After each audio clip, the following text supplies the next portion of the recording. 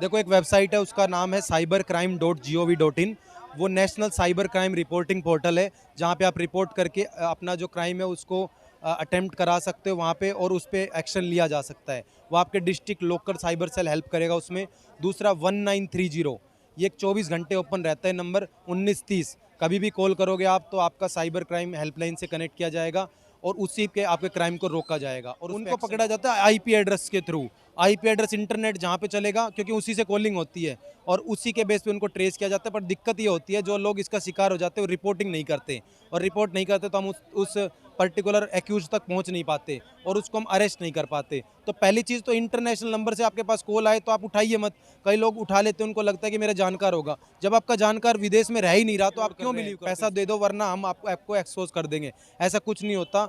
एक सरकारी नंबर है 1930, उस पर आप कॉल कीजिए, तुरंत आपको समाधान मिलेगा। cybercrime.gov.in पे आप रिपोर्ट कीजिए, 24/7 ओपन है, और तुरंत आपको एक्सटॉर्शन। उसमें क्या होता है कि लोगों को ब्लैकमेल किया जाता है। फेसबुक पे आपके पास एक लड़की की रिक्वेस्ट आती है कि मैं आपसे दोस्ती करना चाहती हूँ, और बाद में वो व्हाट्सएप से कनेक्ट होकर आपको वीडियो कॉल करती है। इसमें सबसे बड़ा इश्यू ये होता है कि हम बिना देखे बिना समझे वीडियो कॉल एक्सेप्ट कर लेते हैं, और वो एक न्यूड कॉल होती है, और आपकी रिकॉर्डिंग। जैसे कि हम इन्वेस्टिगेट करते हैं पुलिस के साथ, साइबर इन्वेस्टिगेशन करते हैं, as a cyber crime investigator मैं पुलिस को असिस्ट करता हूँ। तो उसमें हम देखते हैं कि जो फ्रॉड होते हैं वो ज़्यादातर एजुकेटेड लोगों के साथ होते हैं, क्योंकि उनको लालच होता है ज़्यादा पैसे कमाने का। उनके पास लिंक आता है, कमाइए 40 से 50 हज़ार रुपये हर महीने, और वो क्लिक कर देते और अप्लाई कर देते। बाद में मालूम पड़ता है कि अमेजोन या फ्लिपकार्ट ने ऐसी कोई जॉब ही नहीं निकाली। जी, पहले तो मैं आपको बताना चाहूँगा कि जो साइबर क्राइम हो रहा है उसका सबसे बड़ा कारण है, एक तो लालच और दूसरी लापरवाही। अगर आप लालच करते हो और लापरवाही करते हो तो आप साइबर फ्रॉड का शिकार हो सकते हो, क्योंकि मोबाइल फ़ोन हर कोई यूज़ करता है, और सभी का पैसा नहीं निकलता। सिर्फ पैसा उसी को निकलता है जो लालच में आ जाता है, जो लापरवाही कर लेता है। नमस्कार, मैं अनूप कुमार। आप सभी का हमारे चैनल पे स्वागत है। जिस प्रकार से साइबर क्राइम दिन प्रतिदिन बढ़ता हुआ जा रहा है, व्हाट्सएप पे कॉल आती है, न्यूड कॉल आती हैं, फिर साइबर के थ्रू उनको फंसा लिया जाता है और उनको रिकॉर्डिंग करके, और तमाम साइबर के थ्रू केबीसी के भी मैसेज आते हैं कि आप इतने रुपए की लॉटरी लग चुकी है, और कुछ लोग इस लालच में आके उनको अपनी जानकारियाँ दे देते हैं। इसी मुद्दे पर बातचीत करने के लिए साइबर एक्सपर्ट जो पुलिस के साथ मिलकर साइबर एक्सपर्ट का काम करते हैं, पवन चौधरी जी बात है। पवन जी, जिस प्रकार से ये साइबर क्राइम चल रहा है तो इसका बचाव कैसे हो सकता है, और क्या क्या समस्या है और क्या समाधान हो सकता है? जी, पहले तो मैं आपको बताना चाहूँगा कि जो साइबर क्राइम हो रहा है उसका सबसे बड़ा कारण है, एक तो लालच और दूसरी लापरवाही। अगर आप लालच करते हो और लापरवाही करते हो तो आप साइबर फ्रॉड का शिकार हो सकते हो, क्योंकि मोबाइल फ़ोन हर कोई यूज़ करता है, और सभी का पैसा नहीं निकलता। सिर्फ पैसा उसी को निकलता है जो लालच में आ जाता है, जो लापरवाही कर लेता है। तो कहीं न कहीं ये है कि जो भी हम डिवाइस यूज़ कर रहे हैं, चाहे मोबाइल यूज़ करें, चाहे लैपटॉप यूज़ करें, चाहे हम सोशल मीडिया यूज़ करें, तो कहीं न कहीं हमें अवेयरनेस होनी ज़रूरी है। क्योंकि हम जो भी चीज़ यूज़ करते हैं उसमें हमें पता होना चाहिए कि इससे कैसे बचा जा सकता है, इससे कैसे सिक्योर रहा जा सकता है। स्ट्रॉन्ग पासवर्ड यूज़ करो, स्ट्रॉन्ग इंक्रिप्शन यूज़ करो, कोई आपका पासवर्ड ब्रेक नहीं कर सकता। अपने सोशल मीडिया की प्रोफाइल पे लॉक लगा के रखो, कोई डायरेक्ट हैक नहीं कर सकता। तो बचाव भी हमारे पास है और उपाय भी हमारे पास ही हैं। पर जैसे कि हम इन्वेस्टिगेट करते हैं पुलिस के साथ, साइबर इन्वेस्टिगेशन करते हैं, as a cyber crime investigator मैं पुलिस को असिस्ट करता हूँ। तो उसमें हम देखते हैं कि जो फ्रॉड होते हैं वो ज़्यादातर एजुकेटेड लोगों के साथ होते हैं, क्योंकि उनको लालच होता है ज़्यादा पैसे कमाने का। उनके पास लिंक आता है, कमाइए 40 से 50 हज़ार रुपये हर महीने, और वो क्लिक कर देते और अप्लाई कर देते। बाद में मालूम पड़ता है कि अमेजोन या फ्लिपकार्ट ने ऐसी कोई जॉब ही नहीं निकाली थी, और वो फ्रॉडस्टर अपना जाल बिछाते हैं और वो अपना शिकार बना लेते हैं और पैसा निकल जाता है। तो सबसे बड़ा कारण यही है। पवन जी, आज के टाइम में अगर साइबर क्राइम की बात करूँ तो सबसे ज़्यादा केबीसी के नाम पे और व्हाट्सएप पे न्यूड कॉल कॉल के नाम पे हो रहा है। जी, इसको किस प्रकार से रोक सकते हैं? देखो, जो यहाँ पे 2 मुद्दे आपने उठाए हैं, पहला है केबीसी। केबीसी इसलिए फ़ेमस है क्योंकि हर लोग सोनी पे देखता है कि अमिताभ बच्चन जी का शो आता है, तो सबको लगता है क्या सच में मैं भी पैसा कमा सकता हूँ? तो उनके पास ऐसा लिंक आता है कि आप जीते हो ये लॉटरी, और आपको मिलेगा मिलेगा इतने लाख रुपए, और आप इस नंबर पे कॉल कीजिए। और फिर वो जैसे ही उस नंबर पे कॉल करता है, वो उससे उसकी केवाईसी, उसके आधार कार्ड, उसकी बैंक की डिटेल पूछता है, और अपने जाल में फँसा के उससे पैसा निकाल लेता है।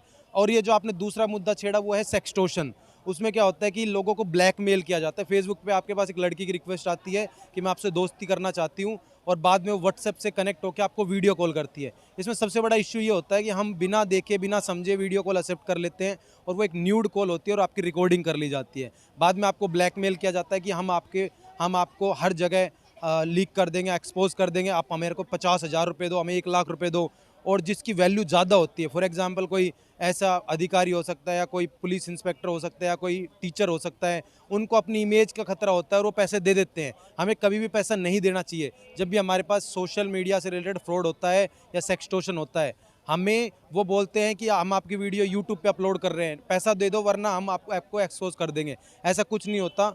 एक सरकारी नंबर है 1930, उस पे आप कॉल कीजिए, तुरंत आपको समाधान मिलेगा। cybercrime.gov.in पे आप रिपोर्ट कीजिए, 24/7 ओपन है और तुरंत आपको समाधान मिलेगा और कोई पैसा कहीं पे मत लगाइए। ज़्यादातर अगर साइबर क्राइम का हम केस देखें तो उनका जो एक्सेस होता है जिन आईडियों से और जिन नंबरों से कॉल आते हैं या मैसेज आता है, लिंक आता है, वो भारी विदेशी देशों से एक्सेस होते हैं, तो उसका कैसे समाधान कर सकते हैं? देखो होता क्या है, ये चीज़ें जो कॉमन है, नॉर्मल नंबर्स को हम ट्रेस कर सकते हैं, साइबर क्राइम पुलिस स्टेशन पकड़ते हैं ऐसे बंदों को और अरेस्ट भी करते हैं। बट जो इंटरनेशनल केस है उसमें क्या होता है, वो फर्जी नंबर होते हैं, वो फर्जी एप्लीकेशन से बन जाते हैं। उनको हम बोलते हैं VoIP, voice over internet protocol.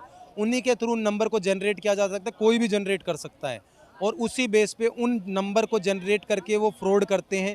But उनको भी पकड़ा जाता है, ऐसी बात नहीं है। उनको पकड़ा जाता है आईपी एड्रेस के थ्रू। आईपी एड्रेस इंटरनेट जहाँ पे चलेगा, क्योंकि उसी से कॉलिंग होती है और उसी के बेस पे उनको ट्रेस किया जाता है। पर दिक्कत ये होती है, जो लोग इसका शिकार हो जाते हैं वो रिपोर्टिंग नहीं करते और रिपोर्ट नहीं करते तो हम उस पर्टिकुलर एक्यूज तक पहुंच नहीं पाते और उसको हम अरेस्ट नहीं कर पाते। तो पहली चीज़ तो इंटरनेशनल नंबर से आपके पास कॉल आए तो आप उठाइए मत। कई लोग उठा लेते हैं, उनको लगता है कि मेरा जानकार होगा। जब आपका जानकार विदेश में रह ही नहीं रहा तो आप क्यों बिलीव करते हो उस पर?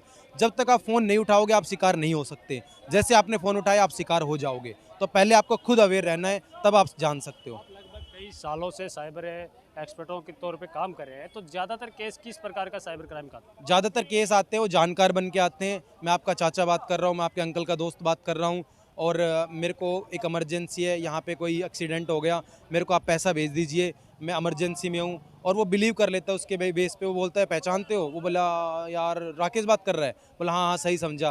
बोले यार मैं पैसे भेज रहा हूँ आपके पास, एक्सेप्ट करना। तो सबसे बड़ी गलती ये हो जाती है कि वो रिक्वेस्ट भेजते हैं हमारे को। जैसे फ़ोन पे है, पेटीएम, उन पे रिक्वेस्ट जाती है और हम जैसे यस करेंगे हमारे अकाउंट से पैसा डिडक्ट हो जाता है। तो सबसे ज़्यादा केस इस चीज़ के आते हैं। दूसरा सेक्सटॉर्शन के आने लग गए। फिर इसके अलावा और जो केस आते हैं वो आते हैं कि आप कहीं पे जाते हो, आपका एटीएम कार्ड क्लोन कर लिया। उसके सबसे बड़ा कारण है आप बिना देखे कार्ड को स्वाइप कर देते हो और वो आपका जो कार्ड जहाँ पे स्वाइप होता है वो मशीन होती है उनके पास फेक, और वो आपका कार्ड क्लोन हो जाता है और फिर आपका पैसा निकल जाता है। तो ऐसे क्राइम बहुत देखने को मिल रहे हैं। तो सबसे अच्छा समाधान यही है कि आप वेरीफाई कीजिए। मैं आपको एक कोट देना चाहूँगा कि वेरीफाई एवरीथिंग, ट्रस्ट नथिंग। तो ये सबसे बड़ी बात है। लेकिन ज़्यादातर साइबर क्राइम के अगर केस होते हैं, 100% केस होते हैं, तो मुश्किल से 4 या 5% का सोल्यूशन हो पाता है। बाकियों का कोई साइबर एक्सपर्ट लगा लो, चाहे साइबर डिपार्टमेंट लगा लो, उन पर कार्रवाई नहीं कर पाते। क्यों नहीं कर पाता? इसके बड़ा सबसे बड़ा कारण है कि जो मशीनें हैं वो आधुनिक हैं, बट उनका इस्तेमाल बहुत कम किया जाता है। साइबर एक्सपर्ट की कमी है। अब हमारी जो कम्युनिटी हमने बना रखी साइबर रक्षक, उसमें बहुत ऐसे टैलेंटेड लोग हैं जो आगे बढ़ना चाहते हैं, पर मौका नहीं दे रही ऑर्गेनाइजेशन उनको आगे बढ़ने का, उनको अपॉर्चुनिटीज़ नहीं देती। टैलेंट बेस पे भी चीज़ें निकालनी चाहिए। टैलेंट देख के हायर करना चाहिए लोगों को। आजकल डिग्री की वैल्यू सिर्फ इतनी होती है कागज़ के बराबर, बट सच में टैलेंट है तो उनको हायर कीजिए। वो हमारे देश का भविष्य है और वो उस चीज़ को रोकेंगे और बचाएंगे हमें इस क्राइम से। तो उनको एक मौका देना चाहिए। साइबर एक्सपर्ट के थ्रू कॉल काम करते हैं, तो प्रशासन का या सरकार का क्या सहयोग रहता है? कितना सहयोग मिल पाता है या नहीं भी मिल पाता है? देखो मैं एज ए एक्सपर्ट वर्क करता हूँ तो मेनली सहयोग होता है जो पुलिस ऑफिसर्स होते हैं उनको, उनको पूरी एक प्रकार से एक्सेस मिलता है। बट कहीं ना कहीं उनको भी लैक ऑफ नॉलेज होती है, तो उनको फुल ट्रेनिंग्स देनी चाहिए। एक्सपर्ट्स को ट्रेनिंग का पैसा दिलवाना चाहिए और इवन उनको एक आप अपॉर्चुनिटी प्रशासन की मदद करते हैं, लेकिन प्रशासन और सरकार आप लोगों की मदद करती है या नहीं करती? हमारी इतनी एडवांस लेवल पे मदद नहीं करती प्रशासन। वो सिर्फ उन लोगों की करते हैं जो अधिकारी होते हैं, क्योंकि कहीं ना कहीं अगर वो हमारी मदद करते हैं तो हम उनको एडवांस अपॉर्चुनिटी देते हैं, एडवांस रिसोर्स ला के देते हैं, इन्वेस्टिगेशन ईजी कर देते हैं। बट वो सिर्फ उन्हीं लोगों पर नज़र रखती है जो कि उनके ऑफिशियल बंदे होते हैं। तो ये सबसे बड़ी कमी होती है सरकार की, जो नहीं कर पा रही सरकार। मतलब आप लोग जब काम करते हैं तो अनऑफिशियल काम करते हैं कि Yes. अगर साइबर किसी क्राइम को आप टेस्ट कर लेते हैं और प्रशासन को बता देते हैं, तो उनका क्रेडिट भी कहीं ना कहीं प्रशासन ही ले जाता हो। बिल्कुल बिल्कुल, ये होता है। एक्चुअली क्या होता है, जब हम वर्क करते हैं तो हम एज ए इंटर्न वर्क करते हैं या हम एज ए एक्सपर्ट वर्क करते हैं, बट वो एक लिमिटेड टाइम के लिए होता है, कॉन्ट्रेक्चुअल होता है। जब कॉन्ट्रैक्ट पूरा हो गया हम उनको छोड़ देते हैं और फिर कहीं ना कहीं दूसरी अपॉर्चुनिटी ढूंढते हैं और उनसे पता चलता है कि कैसे ये चीज़ें lack of information, lack of knowledge की वजह से क्राइम बढ़ रहे हैं। तो सबको मौका देना चाहिए। अभी हाल ही में अगर साइबर क्राइमों की बात करें तो ज़्यादातर पुलिस अधिकारी या बड़े बड़े जो नेता हैं जो सेक्स वीडियो की बात हम करते हैं ना, तो व्हाट्सएप पे कॉलिंग आती है, तो उनमें बड़े बड़े नेता और बड़े बड़े अधिकारी ऑफिसर रैंक के ही लोग ज़्यादा इन्वॉल्व है, उनकी वीडियो वायरल होती है। बिल्कुल, इसका मैं बताना चाहूँगा सबसे बड़ा रीज़न ये है, जितने बड़े-बड़े अधिकारी हैं, उनको खुद नहीं पता कि सच में साइबर क्राइम किस लेवल का है। हमने कई बार देखा कि अलग-अलग केसेस में वो जब अवेयरनेस देते हैं तो they will know the script things, उनको एक स्क्रिप्ट रीड करके बोल देते हैं, बट सच में उनको उनके फ़ोन पे भी टू फैक्टर ऑथेंटिकेशन नहीं है, जो एक बेसिक चीज़ होती है। उन्होंने अपनी डीपी जो आपकी प्रोफ़ाइल होती है, उनको भी सिक्योर नहीं कर रखा। और रिसेंटली काफ़ी खबर आई जिसमें काफ़ी एडीजीपी, एसपी उनको भी सेक्सटॉर्शन का शिकार होना पड़ा और उन्होंने पैसा दिया है। बड़े बड़े नेता तक शिकार होते हैं। बिल्कुल, बिल्कुल, ये सही बात है। उसमें नेता भी शिकार हुए हैं, बड़े-बड़े प्रोफ़ेसर भी शिकार हुए हैं। रीज़न यही है, उनका मानना ये होता है कि साइबर अवेयरनेस से कुछ नहीं होता, बट सच में जो आधार है वो साइबर अवेयरनेस ही है। वो ही बचा सकता है किसी क्राइम से आपको। जी। कोई हेल्पलाइन नंबर जिससे मदद की जा सके, जो कोई साइबर क्राइम का शिकार हो जाता है, तो ज़्यादातर तो लोग देखने को अगर मिलता है तो अपनी छवि बचाने के लिए रिपोर्ट नहीं करता है। फिर भी अगर कोई इनडायरेक्टली रिपोर्ट करना चाहे तो किस प्रकार से रिपोर्ट कर सकता है सरकार को और प्रशासन को? देखो, एक वेबसाइट है, उसका नाम है cybercrime.gov.in। वो national cyber crime reporting portal है, जहाँ पे आप रिपोर्ट करके अपना जो क्राइम है उसको अटेम्प्ट करा सकते हो वहाँ पे, और उस पे एक्शन लिया जा सकता है। वो आपके district local cyber cell help करेगा उसमें।